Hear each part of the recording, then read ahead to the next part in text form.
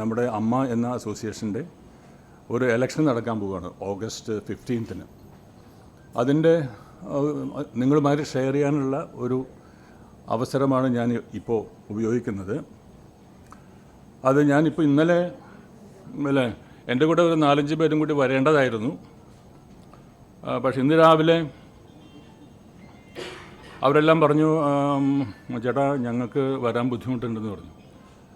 എന്നോടുള്ള പ്രോബ്ലമല്ല. അപ്പോൾ എന്തോ ഒരു കോഡ് ഓഫ് കോണ്ടക്റ്റ് പ്രകാരം പത്രക്കാരെ കാണാൻ പാടില്ല എന്ന് ആരോ എവിടെന്നോ പറയുന്നു എന്നുള്ളതാണ്, മനസ്സിലായില്ലേ? അപ്പോൾ ഞാൻ പറഞ്ഞു, പത്രക്കാരെ കാണാൻ പാടില്ല എന്ന് ആർക്കെങ്കിലും പറയാൻ പറ്റുമോ? അതെൻ്റെ ഫണ്ടമെൻ്റൽ റൈറ്റാണ്. കാരണം എനിക്ക് ജനങ്ങളോട് പറയാനുള്ള ഒരു കാര്യം പറയാനായിട്ടുള്ള വലിയൊരു ഒരു മീഡിയയാണ് ഈ ദൃശ്യമാധ്യമങ്ങൾ.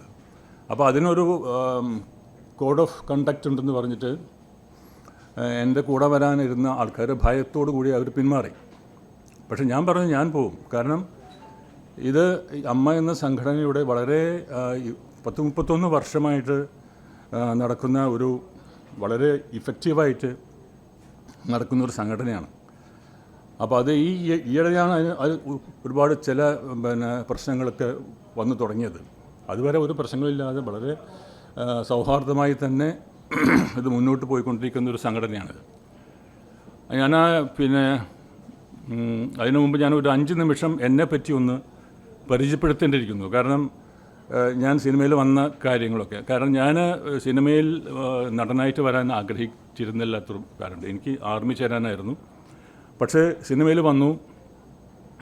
ഒരു 1984 ഞാനൊരു സിനിമ പ്രൊഡ്യൂസ് ചെയ്തു, വെള്ളം എന്ന സിനിമ. അതിനുശേഷമാണ് അതിൻ്റെ പരാജയമാണ്, അതിൻ്റെ ദാരിദ്ര്യം കൊണ്ടാണ് ഞാനൊരു സിനിമ നടനായത്. അന്നത്തൊക്കെ എൻ്റെ ആഗ്രഹം ഒരു സംവിധായകനാവാനായിരുന്നു. ഞാൻ എൻ്റെ കുട്ടിക്കാലത്ത് മുതൽ എൻ്റെ ഒരു ആഗ്രഹം സംവിധായകനാവാനായിരുന്നു. അതിന് കാരണം എൻ്റെ അമ്മാവൻ രാമു കാര്യേട്ടാണ്. രാമു കാര്യേട്ടൻ്റെ മകളെയാണ് ഞാൻ മാരേജ് ചെയ്തിട്ടുള്ളത്. പക്ഷേ കാലപ്രവാഹത്തിൽ എനിക്കത് ഒരു സംവിധാന മേഖലയിലേക്ക് വരാൻ സാധിച്ചില്ല. വെള്ളമെന്ന സിനിമ ഞാൻ സംവിധാനം ചെയ്യാൻ പോയതാണ്. പക്ഷേ അത് എല്ലാവരും കൂടി എന്നോട് പറഞ്ഞു അതിനുള്ള പ്രായമായിട്ടില്ല. 1984-ലാണത്. അങ്ങനെയാണ് ഞാൻ എൻ്റെ സിനിമ എൻട്രി തന്നെ ഈ വെള്ളമെന്ന ആ സിനിമയുടെ പ്രൊഡക്ഷനാണ്. അന്നത്തെ 84-ലെ ഏറ്റവും വലിയ ഒരു ലാർജ് സ്കെയിൽ പ്രൊഡക്ഷനായിരുന്നു. ഏറ്റവും കൂടുതൽ ബഡ്ജറ്റ് ഉപയോഗിച്ചിട്ടുള്ളൊരു അതൊരു വണ്ടർഫുൾ ഫിലിമായിട്ട് ആണ് എനിക്ക് തോന്നിയിട്ടുള്ളത്. നിങ്ങൾക്ക് എപ്പോഴെങ്കിലും സമയം കിട്ടുകയാണെങ്കിൽ യൂട്യൂബിൽ അതുണ്ട്. അപ്പോൾ അങ്ങനെയാണ് വന്നത്. അങ്ങനെ ഞാൻ സിനിമയിൽ വരാനുള്ള കാരണം ഈ അത്രയും നല്ലൊരു സിനിമയായിട്ടും വലിയൊരു മമത് ഫിലിമായിട്ട് കൂടി അത് ഓടിയില്ല. അതിൻ്റെ ഒരു പരാജയമാണ്. അതിന് ശേഷമുണ്ടായ എൻ്റെ ദാരിദ്ര്യമാണ് എന്നെ ഒരു സിനിമ തന്നാക്കി. വളരെ യാദൃശ്ചികമായിട്ടാണ് വന്നത്. അപ്പോൾ ഞാൻ അമ്മയുമായിട്ടുള്ള ഇത് പറയാൻ കാരണം, അമ്മയുമായിട്ടുള്ള കണക്ഷൻ വരുന്നത് 1994-ൽ ഈ വളരെ സജീവമായിട്ട് അല്ലെങ്കിൽ തന്നെ അന്നത്തെ ഇത് ഉണ്ടാക്കാൻ വേണ്ടിയിട്ടുള്ള പ്രവർത്തകരിൽ ഫൗണ്ടർ മെമ്പർ എന്ന് പറയാനായിട്ട് ഞാനും കൂടി ഉൾപ്പെട്ടുണ്ടായിരുന്ന ഒരു ഗ്രൂപ്പായിരുന്നു ചെയ്തത്. വളരെ നല്ല രീതിയിലായിരുന്നു അമ്മ. ഞാൻ നോക്കിയപ്പോൾ ഈ 31 വർഷം നമ്മൾ എല്ലാ വർഷങ്ങളും ഒരു ആവറേജ് ആയിട്ട് നോക്കുകയാണെങ്കിൽ ഈ അമ്മ എന്ന സംഘടനയുടെ ഫണ്ടിൻ്റെ വരവ് ഒരു വർഷം ആവറേജ് ആയിട്ട് 8 കോടി ഉറുപ്പിയോളം നമുക്ക് കളക്ട് ചെയ്യാൻ പറ്റുന്നുണ്ട് ഒരു വർഷം. അപ്പോൾ ആദ്യത്തെ നമ്മളൊരു 2-3 വർഷം മാറ്റി നിർത്തിക്കൊണ്ട് അതിന് ശേഷം വന്നിട്ടുള്ള എല്ലാ ഈ സ്റ്റാർ നൈറ്റിനും സ്റ്റാർ ഷോക്കിനൊക്കെ നമുക്ക് കിട്ടിക്കൊണ്ടിരുന്നത് അറൗണ്ട് ഒരു ആവറേജ് 8 crores കിട്ടിയിട്ടുണ്ട്. അപ്പോൾ ഒന്ന് ആലോചിച്ച് നോക്കൂ. ഏതാണ്ട് ഞാൻ കണക്ക് കൂട്ടിയപ്പോൾ 248 കോടി ഉറുപ്പിയോളം ഈ കഴിഞ്ഞ 31 വർഷത്തിനുള്ളിൽ അമ്മ സ്വരൂപിച്ചിട്ടുണ്ട്. ഇപ്പോൾ അമ്മയുടെ ബാങ്ക് ബാലൻസ് എന്ന് പറയുന്നത് 8 crores ആണ്, 8 കോടിയാണ്. അപ്പോൾ 248 കോടി ഉറുപ്പിക സമാഹരിച്ചിട്ട് 8 കോടിയിലേക്ക് നിൽക്കുന്നു. അപ്പോൾ ഈ പണമെല്ലാം ഉപയോഗിച്ചത് ഇവിടുത്തെ കഷ്ടപ്പെടുന്ന ആർട്ടിസ്റ്റുകൾക്ക് വേണ്ടിയിട്ടാണ്. അല്ലാതെ ഈ ഒരു സംഘടന എന്ന് പറയുന്നത് മോഹൻലാലിനോ മമ്മൂട്ടിക്കോ സുരേഷ് ഗോപിക്കോ ദിലീപിനോ പൃഥ്വിരാജിനോ വേണ്ടിയിട്ടുള്ളതല്ല. പക്ഷേ അവരുടെ സേവനങ്ങളാണ്. അവരില്ലെങ്കിൽ അമ്മയില്ല. കാരണം ഫണ്ട് ഉണ്ടാവണമെങ്കിൽ അവർ വേണം. അങ്ങനെയാണ് അത്രയും വളരെ സൗഹാർദ്ദപരമായിട്ടുള്ള മുന്നോട്ട് പോയിക്കൊണ്ടിരിക്കുകയാണ്. അപ്പോഴാണ് പെട്ടെന്നുള്ള ഒരു ചില മാറ്റങ്ങൾ വന്നു, പ്രശ്നങ്ങൾ വന്നു. അപ്പോൾ കഴിഞ്ഞ AGM-ൽ ഞാനുണ്ടായിരുന്നു. ആ സമയത്ത് മോഹൻലാലിൻ്റെ ഒരു ആറ്റിറ്റ്യൂഡ് എന്ന് പറഞ്ഞാൽ അദ്ദേഹം പറഞ്ഞു, ഞാൻ ഇനി ഇതിനകത്ത് പ്രസിഡന്റ് സ്ഥാനത്ത് മത്സരിക്കില്ല, എനിക്ക് താല്പര്യമില്ല, കണ്ടിന്യൂ ചെയ്യാൻ താല്പര്യമില്ല എന്ന് പറഞ്ഞു. അപ്പോൾ എല്ലാ അംഗങ്ങളും എഴുന്നേറ്റ് നിന്നുകൊണ്ട് പറ്റില്ല, ലാലേട്ടൻ തന്നെ വേണം എന്ന് പറഞ്ഞു. പക്ഷേ ലാൽ വളരെ എഡമൻ്റായിട്ട് പറഞ്ഞു, ഒരു കാരണവശാലും എനിക്ക് പറ്റില്ല എന്ന് പറഞ്ഞിരുന്നു. പക്ഷേ ഞാനവിടെ ഉണ്ടായിരുന്നു. അപ്പം എനിക്ക് തോന്നിയെന്ന് വെച്ചാൽ ലാൽ ഇത്രയും വലിയ ഒരു പ്രതിസന്ധി ഘട്ടത്തിൽ ലാൽ ഇങ്ങനെ വിട്ടുപോകാൻ ഒരുപാട് കാരണങ്ങളുണ്ടാവാം. പക്ഷേ അടുത്ത ഇലക്ഷനിൽ ഈ അഡ്ഹോക് കമ്മിറ്റി മാറ്റി നിർത്തിക്കൊണ്ട് അടുത്ത ആവശ്യമുള്ള ആ കമ്മിറ്റിയുടെ ഇലക്ഷൻ പ്രോസസ്സ് നടക്കുമ്പോൾ എൻ്റെ ഒരു പ്രതീക്ഷയായിരുന്നു മോഹൻലാൽ ഇതിനകത്ത് വരും, ഈ പ്രസിഡന്റ് സ്ഥാനത്തേക്ക് അദ്ദേഹം തിരിച്ചു വരും. എന്നുവെച്ചാൽ മോഹൻലാലിന് വൈകാരികമായിട്ട് ഒരുപാട് ബന്ധമുള്ളതാണ് ഈ അമ്മ. അതുകൊണ്ട് അമ്മയെ അനാഥമാക്കിയിട്ട് പോകില്ല എന്നുള്ളൊരു വിശ്വാസം എനിക്കുണ്ടായിരുന്നു, ഒരു പ്രതീക്ഷ ഉണ്ടായിരുന്നു. അപ്പോൾ ഞാൻ അവസാന നിമിഷം വരെ വെയിറ്റ് ചെയ്തപ്പോൾ ഈ നോമിനേഷൻ കൊടുക്കാനുള്ള അവസാന തീയതി യുടെ തലേ ദിവസം ഞാൻ നോക്കിയപ്പോൾ മോഹൻലാൽ താല്പര്യമില്ല എന്ന് പറഞ്ഞു. ഞാൻ വരില്ല, അതുകൊണ്ട് ഞാൻ നോമിനേഷൻ കൊടുക്കില്ല എന്ന് പറഞ്ഞു. അപ്പോൾ അതിന് ശേഷമാണ് എനിക്ക് തോന്നിയത് എനിക്കെൻ്റെ ഒരു റെസ്പോൺസിബിലിറ്റി, എനിക്കൊരു ചുമതലയുണ്ട്, ഒരു ഉത്തരവാദിത്തമുണ്ട്. നമ്മളൊക്കെ തുടങ്ങിയത് ഒരു സംഘടന ഇങ്ങനെ അനാഥമായിട്ട് അന്യം നിന്ന് പോകാൻ പാടില്ല. അപ്പോൾ എനിക്ക് തോന്നി അങ്ങനെയാണ് ഞാൻ മത്സരിക്കാൻ തീരുമാനിച്ചത്. ഞാൻ അടുത്ത ദിവസം ഏറ്റവും ലാസ്റ്റ് ദിവസമാണ് ഞാൻ ഷൂട്ടിങ്ങിലായിരുന്നു. അവിടെ നിന്നൊരു കാറിൽ എൻ്റെ ഈ നോമിനേഷൻ പേപ്പർ ഒത്തിച്ച് ഈ 4 മണിക്കാണ് എൻ്റെ ക്ലോസിങ് ടൈം. അതിന് 1 മണിക്കൂർ മുമ്പാണ് ഈ ബോക്സിൽ എൻ്റെ നോമിനേഷൻ വീഴുന്നത്. അതുകൊണ്ടാണ് അല്പം താമസിച്ചത്. കാരണം എനിക്ക് താല്പര്യമില്ലായിരുന്നു. കാരണം മോഹൻലാലൊക്കെ ഉണ്ട്, മോഹൻലാലും മമ്മൂട്ടിയും സുരേഷ് ഗോപി, പൃഥ്വിരാജ്, ദിലീപ് എല്ലാവരും ഉള്ളതുകൊണ്ട് അവരിലുള്ള വിശ്വാസമാണിത്. അപ്പോൾ അങ്ങനെ വന്നപ്പോൾ എനിക്ക് തോന്നി ഇത് അങ്ങനെ വിട്ടിട്ട് പോകാൻ പാടില്ല എന്നുള്ള എൻ്റെ ഒരു ധാർമ്മികമായ ഉത്തരവാദിത്വം എനിക്കുണ്ടായിരുന്നു. അങ്ങനെയാണ് ഞാനിതിനകത്ത് വന്നത്. അങ്ങനെ ഞാനിപ്പോൾ നോമിനേഷൻ കൊടുത്തു. പിന്നെ കുറേ കാര്യങ്ങൾ ഞാൻ ഇതിനകത്ത് എഴുതിയിട്ട് അതെല്ലാം ഞാൻ വിവരിച്ചിട്ട് സമയം കളയുന്നില്ല. അപ്പോഴാണ് ഇപ്പോൾ കഴിഞ്ഞ ഒരു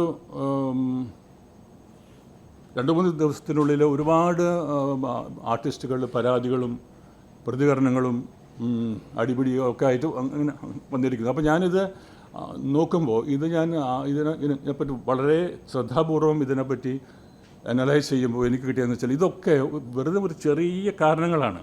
അത് അമ്മയുടെ എന്തെങ്കിലും കോൺസ്റ്റിറ്റ്യൂഷനോ എതിരായിട്ടോ അമ്മയ്ക്കെതിരായിട്ടോ അല്ല. ഇത് is A conflict between 2 personalities, അല്ലാതെ അമ്മയായിട്ടൊരു ബന്ധമല്ല ഇതിനകത്ത്.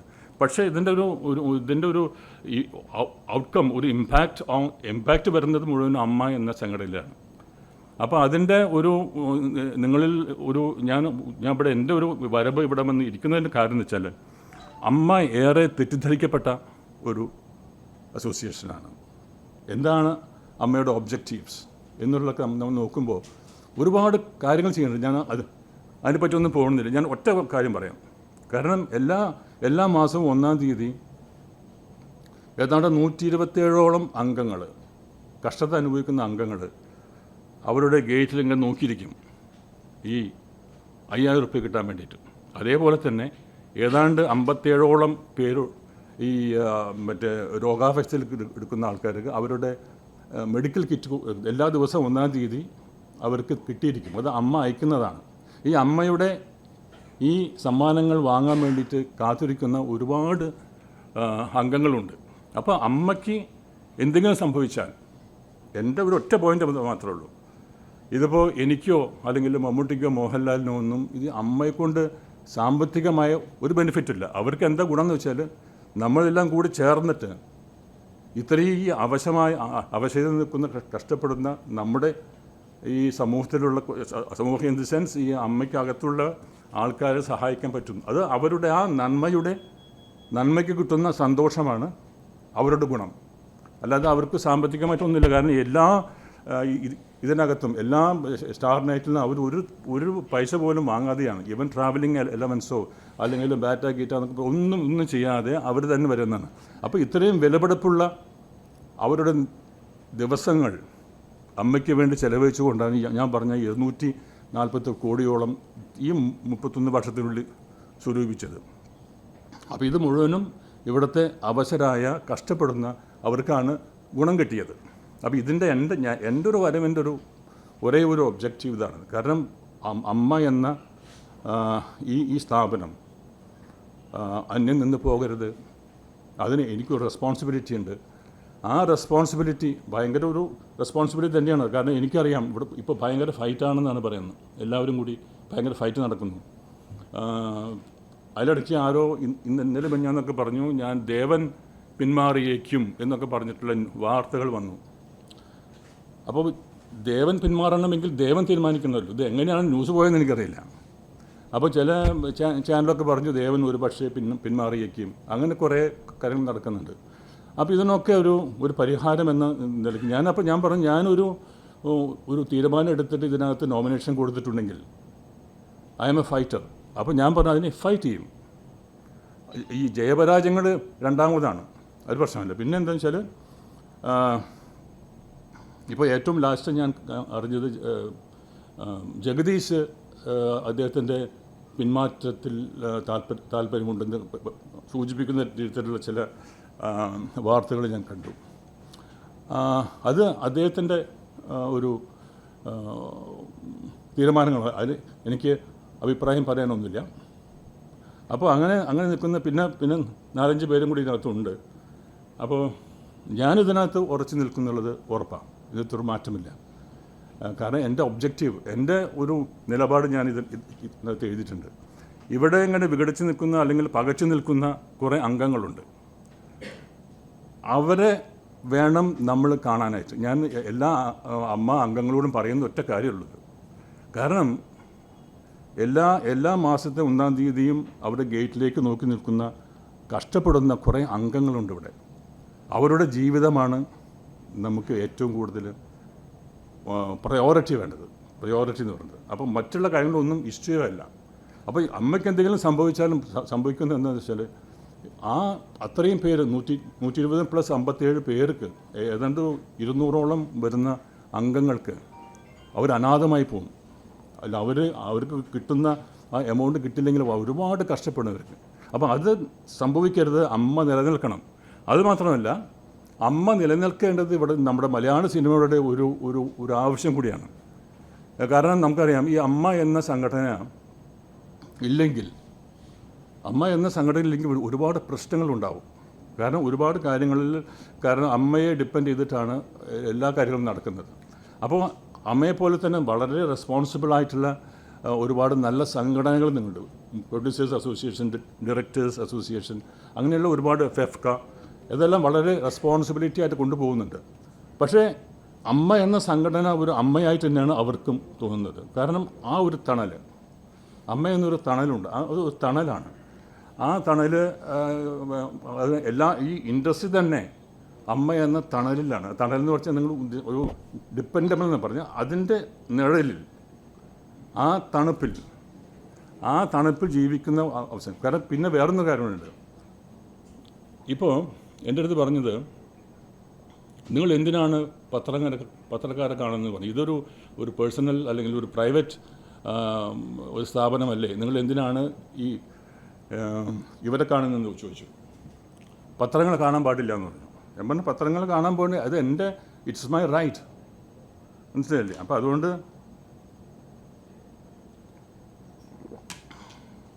ആ പത്രങ്ങൾ കാണാൻ പാടില്ല എന്ന് പറയുന്നത് വെച്ചാൽ എന്തൊക്കെ ചില കാരണങ്ങൾ അവർ പറയുന്നു. അപ്പോൾ എൻ്റെ ഒരു നിലപാടെന്താണെന്ന് വെച്ചാൽ ഏതൊരു കലാകാരനും, അത് കലാകാരനായാലും കലാകാരിയായാലും, ഈ പ്രേക്ഷകരുടെ കൈത്തട്ടലിൽ മാത്രമാണ് അവരുടെ ജീവിതം. അല്ലാതെ അവർക്ക് ജീവിതമില്ല. ഈ പ്രേക്ഷകരുടെ കൈത്തട്ടൽ എപ്പോഴാണ് വരുന്നത്? കാരണം അവരിലേക്ക് ഞങ്ങൾ എത്തിക്കുന്നത് നിങ്ങളാണ്, മാധ്യമപ്രവർത്തകരാണ്. അപ്പോൾ ആ ഒരു ലിങ്ക് ഉണ്ട്. അതായത് നിങ്ങളും നമ്മളൊക്കെ ഒരേ ഇതിൽ പോകുന്നവരാണ്. കാരണം എന്ന് വെച്ചാൽ ഇതിനകത്ത് വലിയൊരു കാര്യമുണ്ട്. അത് നിങ്ങളിലൂടെയാണ് ഞങ്ങളുടെ വേദനകൾ, ഞങ്ങളുടെ സന്തോഷങ്ങൾ, ഞങ്ങളുടെ പ്രശ്നങ്ങളൊക്കെ ജനങ്ങൾ അറിയുന്നത്. കാരണം ജനങ്ങൾ അറിയേണ്ടിയിരിക്കുന്നു. എൻ്റെ അടുത്ത് പല ആൾക്കാരും ചോദിച്ചു, ജനങ്ങൾക്ക് എന്ത് കാര്യം, അല്ലെങ്കിൽ പ്രേക്ഷകർക്ക് എന്ത് കാര്യം അമ്മയിൽ നിന്ന് ചില ആൾക്കാരും കൂടി പറയുന്നുണ്ട്. ഞാൻ പറഞ്ഞു അതല്ല, ഇന്നിവിടെ ഇരിക്കുന്നതിന് കാരണം പ്രേക്ഷകരാണ്. ആ പ്രേക്ഷകരിലേക്ക് നമ്മുടെ വാർത്തകൾ എത്തിക്കുന്നത് മാധ്യമമാണ്. അപ്പോൾ അവരെ റെസ്പെക്റ്റ് ചെയ്യണം. അവരുടെ അടുത്ത് നമ്മുടെ വേദനകൾ പോയി പറയണം, നമ്മുടെ പ്രശ്നങ്ങളെപ്പറ്റി പറയണം. ഇതാണ് ഞാനിവിടെ വന്നിരിക്കാനുള്ളൊരു കാരണം. ഇതാണ്. അപ്പോൾ അതുകൊണ്ട് ഈ വരുന്ന ഓഗസ്റ്റ് 15 തീയതി നടക്കാൻ പോകുന്ന ഈ തിരഞ്ഞെടുപ്പിൽ ഞാൻ ശക്തമായി തന്നെ ഉണ്ടാവും. ഞാൻ ഏതാണ്ട് ഒരു 80% ഇതിലത്തെ അംഗങ്ങളുമായിട്ട് ഞാൻ ഫോണിൽ ബന്ധപ്പെട്ടിട്ടുണ്ട്. എനിക്ക് കിട്ടിയ റിപ്പോർട്ട് അനുസരിച്ച് അവരെല്ലാവർക്കും താല്പര്യമുണ്ട്. കാരണം ഓരോരുത്തർ പറഞ്ഞത് എന്താണെന്ന് വെച്ചാൽ, ഒരു മൈനസ് പോയിൻ്റ് ഇല്ലാത്ത ഒരേ ഒരു നടൻ നിങ്ങളാണ്, നിങ്ങൾക്ക് ക്യാപ്പബിളാണ് എന്ന് പറയുന്നു. അത് മാത്രമല്ല, നിങ്ങൾക്ക് ക്യാപ്പബിലിറ്റി ഉണ്ട് എന്ന് പറയാൻ കാരണം എന്ന് വെച്ചാൽ, ഈ അമ്മയുടെ പല മീറ്റിങ്ങുകളും ഉണ്ടാകുമ്പോൾ, സാധാരണ ഞാനും ഒരു 2 ടേമിൽ ഇതിൻ്റെ എക്സിക്യൂട്ടീവ് മെമ്പറായിട്ട് ഇരുന്നിട്ടുണ്ടായിരുന്നു. ആ സമയത്ത് വളരെ ശക്തമായിട്ട് ഇതിൻ്റെ അഭിപ്രായ വ്യത്യാസത്തോടു കൂടി തന്നെ പറഞ്ഞിട്ടുണ്ട്. അപ്പോൾ ഒരുപാട് സംവിധായകന്മാർ എന്നെ വിളിച്ചു. ഈ സംവിധായകന്മാരൊക്കെ പറഞ്ഞ കാര്യം എന്ന് വെച്ചാൽ, നിങ്ങൾക്കുള്ള ഒരു ഗുണമെന്ന് വെച്ചാൽ, അതായത് മമ്മൂട്ടി എന്ന് വിളിക്കുന്ന ഒരേ ഒരു നടൻ നിങ്ങളാണ്. അപ്പോൾ ഒരു മീറ്റിങ്ങിൽ ഒരു അമ്മയുടെ ഒരു മീറ്റിങ്ങിൽ എന്തോ ഒരു പ്രശ്നത്തിൻ്റെ പേരിൽ മമ്മൂട്ടിയുടെ അഭിപ്രായം യോജിക്കാത്തതുകൊണ്ട് ഞാൻ പറഞ്ഞു, മമ്മൂട്ടി നിങ്ങൾ പറയുന്നത് ശരിയല്ല, നിങ്ങൾ തിരുത്തണം എന്ന് പറഞ്ഞത് നിങ്ങളാണെന്ന് വലിയൊരു സംവിധായകനോട് പറഞ്ഞു. അപ്പോൾ അതുകൊണ്ട് ഇതിനകത്ത് നമ്മളൊരു അസോസിയേഷൻ്റെ നേതൃത്വം ഏറ്റെടുക്കുമ്പോൾ ഉണ്ടാകുന്ന ഒരുപാട് പ്രശ്നങ്ങളുണ്ടാവാം. പക്ഷേ എൻ്റെ ഒരു നിലപാട് എന്താണെന്ന് വെച്ചാൽ, ഈ അമ്മ എന്ന സംഘടനയെ സജീവമാക്കുകയും സുസ്ഥിരമായ ഒരു ദൈനംദിന പ്രശ്നങ്ങളിലേക്ക് മുന്നോട്ട് കൊണ്ടുപോവുകയും ചെയ്തുകൊണ്ട് എല്ലാവരെയും, ഈ വിഘടിച്ച് പകച്ചു നിൽക്കുന്ന എല്ലാവരെയും ഒരുമിപ്പിച്ചുകൊണ്ട് ഇതിനെ കൊണ്ടുപോകാനുള്ള ഒരു ദൗത്യമാണിത്. വലിയ ദൗത്യമാണ്. വെരി ഡിഫിക്കൽട്ടാണ്. പലരും എപ്പോഴും അറിയും, ഈ കലാകാരന്മാർ വളരെ സെൻസിറ്റീവാണ്, വെരി സെൻസിറ്റീവാണ്. അവരെ കൺട്രോൾ ചെയ്ത് കൊണ്ടുപോകണമെങ്കിൽ വലിയ ബുദ്ധിമുട്ടാണ്. നമ്മുടെ ആനേനൊക്കെ നമുക്ക് കൺട്രോൾ ചെയ്യാം, പക്ഷേ ഈ കലാകാരന്മാരെ കൺട്രോൾ ചെയ്യാൻ പറ്റില്ല. അവർ ഹൈലി സെൻസിറ്റീവാണ്. പെട്ടെന്ന് അവർ പ്രൊവോക്ട് ആവും, അങ്ങനെയുണ്ട്. അപ്പോൾ അങ്ങനെയുള്ള ഈ കലാകാരന്മാരുടെ സംഘടനയിൽ എൻ്റെ ഒരു ധൈര്യം, എനിക്കത് സാധിക്കുമെന്നുള്ളത്. ഈ പൊട്ടലും പ്രശ്നങ്ങളൊക്കെ ഇല്ലാതെ ഒരു മനോഹരമായ പണ്ടത്തെ ഇത് ആരംഭിക്കുമ്പോഴുള്ള വലിയ രഥങ്ങളായ ആൾക്കാർ ഇരുന്നിട്ടുള്ള ഒരു അസോസിയേഷനാണിത്. അവർ ഇരുന്ന സമയത്തുണ്ടായ അതേ രീതിയിലുള്ള ഒരു അമ്മയെ മറുപടിയും പുനർനിർമ്മാണം ചെയ്യാനുള്ള ഒരു ദൗത്യമാണ് എൻ്റേത്. ആ ദൗത്യത്തിൽ ഞാനിവിടെ നിങ്ങളോട് വന്ന് കാരണം ഇതിപ്പോൾ അറിയില്ല ഈ എന്താണ് ഒരു പ്രോട്ടോക്കോളോ എന്തൊക്കെ പറഞ്ഞു, അത് കോഡ് ഓഫ് കണ്ടക്റ്റ്, നിങ്ങൾ വാർത്താ സമ്മേളനം നടത്താൻ പാടില്ല എന്ന് ഇന്നലെ ആരും എൻ്റെ അടുത്ത് വിളിച്ച് പറഞ്ഞു. ഞാൻ പറഞ്ഞു ഞാൻ നടത്തും, അതെൻ്റെ ഫണ്ടമെൻ്റൽ റൈറ്റാണ്.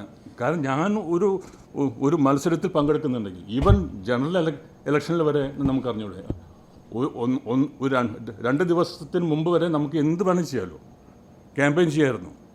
ഞാൻ 2 ജനറൽ ഇലക്ഷനിൽ നിന്നിട്ടുള്ള ആളോട് പറയുന്നത്, 2 ദിവസം മുമ്പ് വരെ നമുക്ക് എന്ത് വേണമെങ്കിൽ പത്രക്കാരെ കാണാം. കാരണം പത്രക്കാരെ കാണാണ്ട് നമ്മൾ എങ്ങനെ നമ്മളുടെ ആശയങ്ങൾ ജനങ്ങളിലേക്ക് എത്തിക്കും? ഇറ്റ്സ് ഡിഫിക്കൽട്ട്, വേറെ വഴിയില്ല നമുക്ക്. അപ്പോൾ അതുകൊണ്ട് ആ ഒരു വഴി തേടിയിട്ടാണ് ഞാൻ അടുത്ത് വന്നിട്ടുള്ളത്. കാരണം എൻ്റെ ആശയങ്ങൾ ഞാൻ എന്തിനു വേണ്ടി നിലകൊള്ളുന്നു, എൻ്റെ നിലപാട് ഇതാണ്. അങ്ങനെ വിഘടിച്ച് നിൽക്കുന്നവരെല്ലാം ഒരുമിപ്പിച്ച് കൊണ്ടുപോയി പണ്ടത്തെ ഒരു വളരെ മനോഹരമായ ഒരു അമ്മ ഉണ്ടാക്കണം എന്നുള്ളതാണ് എൻ്റെ ദൗത്യം. അതിന് നിങ്ങളുടെ പിന്തുണയും നിർദ്ദേശങ്ങളും എനിക്ക് വേണം. നമസ്തേ.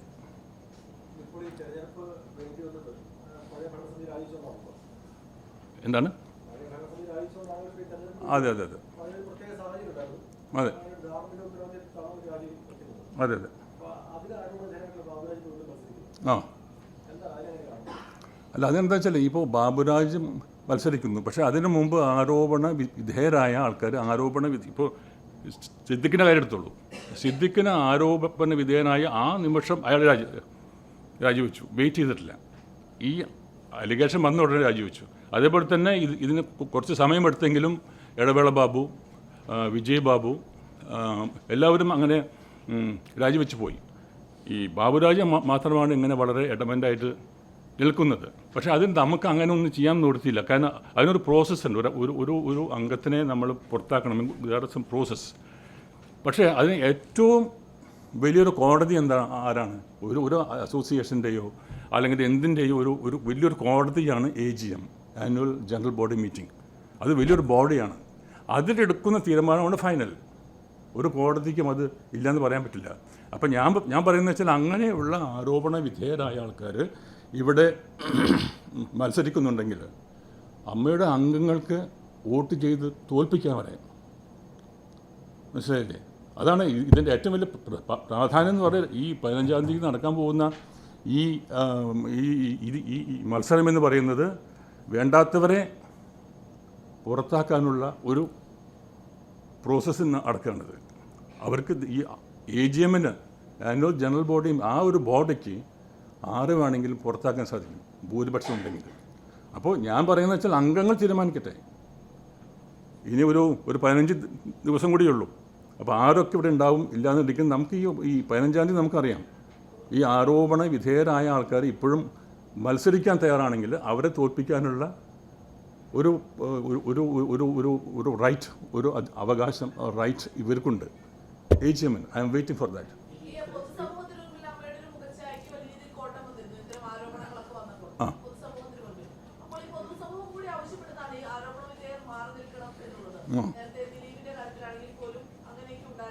അല്ല, ദിലീപിൻ്റെ കാര്യത്തിൽ ഞങ്ങൾ ദിലീപിനെ നമ്മൾ ഇതൊന്നും നോക്കാതെയാണ് അദ്ദേഹത്തെ ബാൻ ചെയ്തത്. നിങ്ങൾ അംഗത്വം വരെ നമ്മൾ മാറ്റി ഇല്ല, അദ്ദേഹത്തിന് നമ്മൾ മാറ്റിക്കളഞ്ഞു. അത് അമ്മയുടെ ഒരു അഡ്വാൻറ്റേജാണ് ഞാൻ കാണുന്നത്, അമ്മയുടെ വിജയമായിട്ട് ഞാൻ കാണുന്നത്. ദിലീപ് പോലെ ശക്തനായ ഒരു നടനെ അദ്ദേഹത്തിന് ആരോപണ വിധേയനായ ഉടനെ മമ്മൂട്ടിയുടെ വീട്ടിൽ വെച്ചിട്ടാണ് ആ മീറ്റിങ്ങിൽ ഞാനൊക്കെ ഉണ്ടായിരുന്നു. അദ്ദേഹത്തെ പുറത്താക്കിയില്ലേ?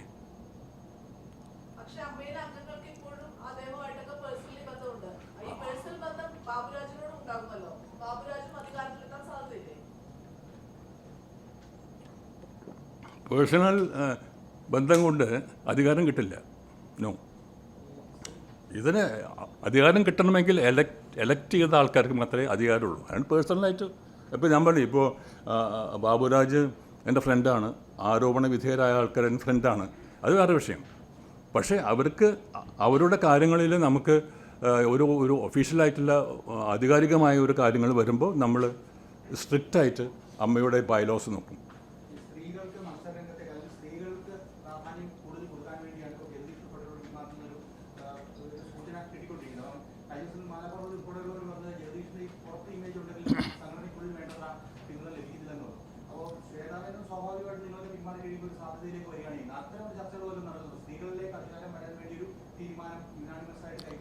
അത് എൻ്റെ അതിൻ്റെ ഒരു അഭിപ്രായം എന്ന് വെച്ചാൽ, എൻ്റെ അഭിപ്രായം എന്ന് വെച്ചാൽ ഈ സ്ത്രീകളുടെ ഇത് വെച്ചാൽ ഇപ്പോൾ ഈ വനിതാ റിസർവേഷൻ ബില്ലോ അല്ലെങ്കിൽ വനിതാ റിസർവേഷൻ ആക്ട് എന്നൊക്കെ പറയുന്നുണ്ടല്ലോ, അത് റിസർവേഷൻ ആവരുത്.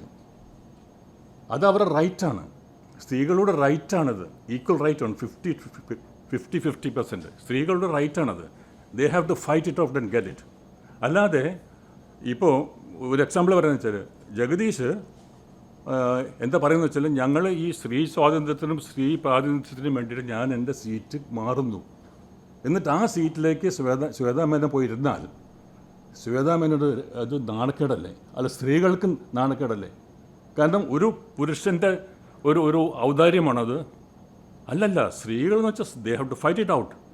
അല്ലാതെ ഞാൻ മാറുന്നു, നമ്മുടെ ശ്വേതാ മേനോൻ ഇരുന്നുള്ളൂ എന്ന് പറഞ്ഞാൽ എൻ്റെ അർത്ഥം ശ്വേതാ മേനോൻ അതൊരു ഇൻസൾട്ട് അല്ലേ? It's an insult to Shweta Menon, it's an insult to womanhood അല്ലേ? അപ്പോൾ അത് ശരിയല്ല. ഞാൻ ഈ സ്ത്രീ സമത്വത്തിന് വേണ്ടി വാദിക്കുന്ന ഒരാളാണ് 100%.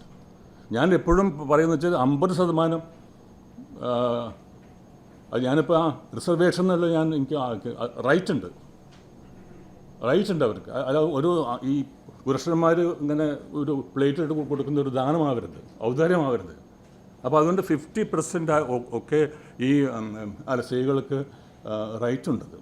അപ്പോൾ ഈ പറയും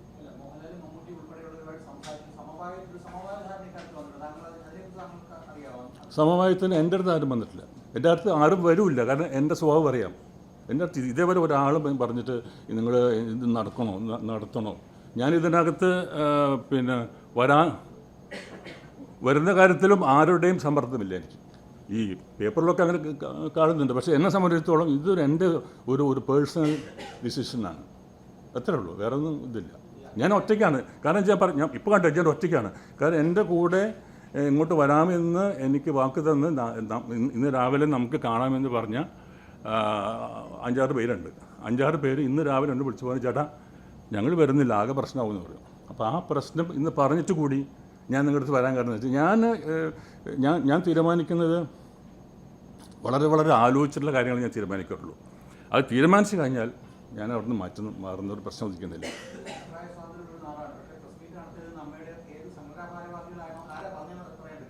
അല്ല എൻ്റെ അടുത്ത് പറഞ്ഞത് ഇവരാ പറഞ്ഞത്, എൻ്റെ കൂടെയുള്ള ആൾക്കാർ പറഞ്ഞു വെച്ചാൽ അവരാരാണ് ഇതിൻ്റെ ഓർഡർ ഇട്ടെന്ന് എനിക്കറിയില്ല. അപ്പോൾ ഞാൻ പറഞ്ഞു അത് അവർക്കുള്ള അവകാശമില്ല. അവർക്ക് എങ്ങനെ പറയാൻ പറ്റും? It's my personal right. I got a right to meet press അല്ലേ. അപ്പോൾ അവർ പറഞ്ഞു അത് വന്നു കഴിഞ്ഞാൽ നിങ്ങളെ പിന്നെ ഒരു ഭീഷണിയും കൂടി ഉണ്ട് എനിക്ക്. ഭീഷണി പറഞ്ഞു വെച്ചാൽ അങ്ങനെ ചെയ്താൽ നിങ്ങളുടെ നോമിനേഷൻ ലാപ്സായിട്ട് പോകണമെന്ന് പറഞ്ഞു. No problem, I will go to the court. ഇവിടെ ഒരു കോടതി ഉണ്ടല്ലോ. അപ്പോൾ അതൊന്നും എനിക്കൊരു ഇഷ്യൂ അല്ല. അതുകൊണ്ടാണ് ഞാൻ വന്നത്. ഇന്ന് രാവിലെയാണ് പറഞ്ഞത്. ഞാൻ പറഞ്ഞു ഞാൻ എറണാകുളം പ്രസ് ക്ലബ്ബിൽ വെച്ചൊരു പ്രസ് മീറ്റ് നടത്താൻ തീരുമാനിച്ചിട്ടുണ്ടെങ്കിൽ I will be there. Suresh Gopi എല്ലാവരും അങ്ങനെ പറഞ്ഞത്. അവർ ദേവന് വോട്ട് ചെയ്യാനായിട്ട് ആരുടെ പറയില്ല.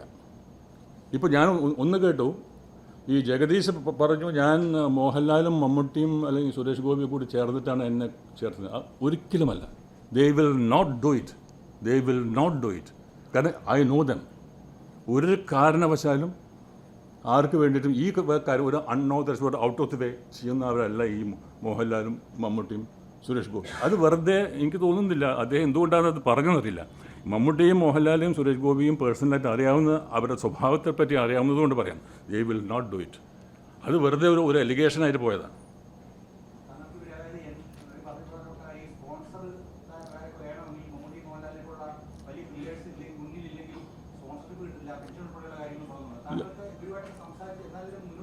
അല്ല അവരൊക്കെ ആ കാര്യങ്ങളിൽ എൻ്റെ ഒപ്പം എല്ലാവരും ഉണ്ടാവും. ഇപ്പോൾ ഇവിടെ വിഘടിച്ച് നിൽക്കുന്നവരും എന്നോടൊപ്പം ഉണ്ടാവുമെന്നാണ് എൻ്റെ പ്രതീക്ഷ. ഞാൻ അവരെ കൊണ്ടുവരും. നമുക്ക് ഒരുപാട് കാര്യം ഇപ്പോൾ അക്രോസ് ടേബിൾ ഇരുന്നിട്ട് അവരുടെ ഇഷ്യൂസ് എന്താണ്, അവർക്ക് പ്രശ്നം എന്താണ്, അവരുടെ വേദന എന്താണ്, ഞാൻ നേരത്തെ പറഞ്ഞു തന്നെയാണ്. ഈ അമ്മയായിട്ടുള്ള പ്രശ്നമല്ലത്. ഇത് പേഴ്സണാലിറ്റി പ്രോബ്ലംസാണ്, പേഴ്സൺ ടു പേഴ്സൺ. അത് അവരുടെ ഈഗോ പ്രശ്നങ്ങളാണ്. അത് നമ്മൾ ആ ഈഗോ നമ്മൾ ഈ ആരൊക്കെയാണ് പ്രശ്നം ഉണ്ടാക്കുന്നത് അവരെ കൂട്ടിയിരുത്തി കഴിഞ്ഞാൽ ഒരു പ്രസിഡൻറ്റ് എന്ന നിലയ്ക്ക് അതിന് ഉത്തരവാദിത്തമുണ്ട്. അവരെ വിളിച്ച് വരുത്തിയിട്ട് രണ്ടുപേരും അപ്പുറത്ത് ഇപ്പുറത്ത് ഇരുന്നിട്ട് നമുക്ക് നെഗോഷിയേറ്റ് ചെയ്യാം. അത് ഞാൻ ഉണ്ട്. പക്ഷേ അതിനെപ്പറ്റി എനിക്കിപ്പോൾ പറയാൻ നിവൃത്തിയില്ല, എനിക്കറിയില്ല. അപ്പോൾ ഞാൻ പറഞ്ഞു ഇതിൻ്റെ അധികാര സ്ഥാനത്ത് വന്നാൽ ഇതെല്ലാം ഞാൻ അന്വേഷിക്കും. ഇപ്പം എനിക്കൊന്നും പറയാൻ നിവൃത്തിയില്ല. നമുക്ക് അറിയാത്തൊരു വിഷയം നമുക്ക് ഇതിനെപ്പറ്റി പറയാൻ പറ്റില്ല.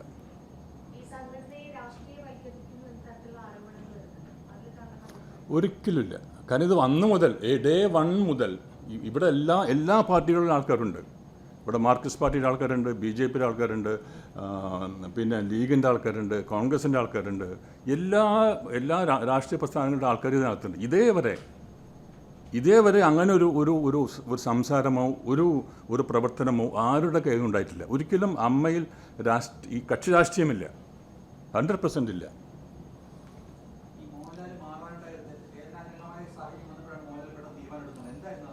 അത് സാഹചര്യം എന്ന് പറഞ്ഞാൽ ഈ ഹേമ കമ്മീഷൻ വന്നല്ലോ.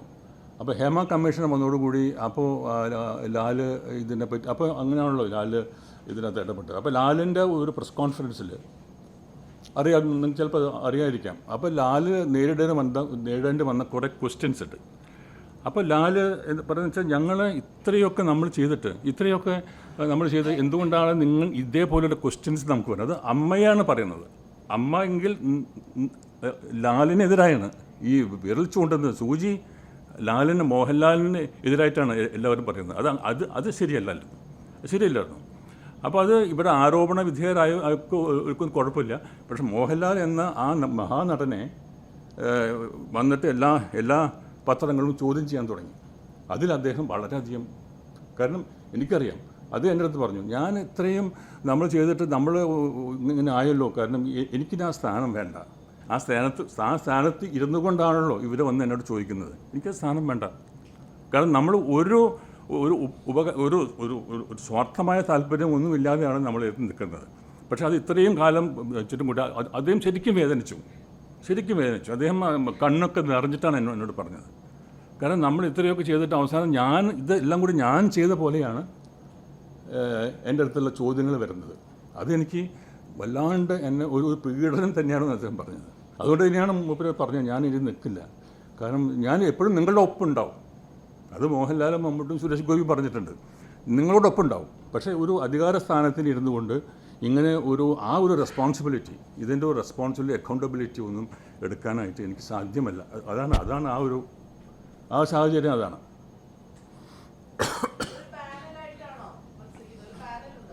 എനിക്കൊരു പാനലുമില്ല, എനിക്ക് ഒരു അണ്ടർസ്റ്റാൻഡിങ്ങും ഇല്ല. ഞാൻ വരുന്നു, നമ്മൾ അംഗങ്ങൾക്ക് താല്പര്യമുണ്ടെങ്കിൽ അവർ വോട്ട് ചെയ്യട്ടെ. അല്ലാണ്ട് ഒരു പാനൽ എടുത്തിട്ട് ഇങ്ങനെ പാനലൊക്കെ വരുന്നത് എല്ലാ ഇലക്ഷൻ കഴിഞ്ഞിട്ട് ഇരുന്നിട്ട് നമുക്ക് സെലക്ട് ചെയ്യാം ആരൊക്കെയാണ് ഇതിന് യോഗ്യർ. അതായത് ഒരു നല്ലൊരു ഇഫക്റ്റീവായിട്ട് കൊണ്ടുപോകാൻ പറ്റിയ ഒരു പാനലിനെ നമുക്ക് ഉണ്ടാക്കാമല്ലോ. ഇപ്പോൾ തന്നെ ഒരു പാനൽ വെച്ചിട്ട് അത് പാനൽ ഉണ്ടാക്കുന്നത് എന്തിനാണ്? ജയിക്കാൻ വേണ്ടിയിട്ടാണ്. അത് കാരണം ഒരു പാനൽ ഉണ്ടാക്കി കഴിഞ്ഞാൽ അവർ വോട്ട് കിട്ടും, ഇവർ വോട്ട് കിട്ടും. ഞാനൊരു പാനലില്ല. അപ്പോൾ എനിക്ക് കിട്ടാവുന്ന വോട്ടുകൾ എന്നെ സ്നേഹിക്കുന്നവരാണ്, എന്നെ വിശ്വസിക്കുന്നവർ, എന്നെ ട്രസ്റ്റ് ചെയ്യുന്ന അംഗങ്ങൾ മാത്രമേ എനിക്ക് കിട്ടുള്ളൂ. അത് എനിക്ക് കിട്ടുമെന്നുള്ള ഉറപ്പുണ്ട്. That's all. എന്തെങ്കിലും ഉണ്ടോ ഇനി ബാക്കി?